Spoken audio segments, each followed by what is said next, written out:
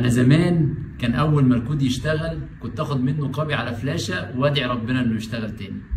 بس طبعا في يوم من الايام كل حاجة ضربت بسبب سطر زيادة كتبه زميلي في الملف، ومن ساعتها عرفت ان اللي بيكتب كود من غير جيت كأنه بيبني برج ملوش اساس. تعالى بقى اقول لك ليه الجيت والجيت هاب مش مجرد ادوات تستخدمها. الجيت مش مجرد وسيلة لحفظ الكود بس، الجيت انت عندك نسخة كاملة لكل التغييرات اللي انت عملتها على الكود، تقدر ترجع لأي تغيير في أي وقت.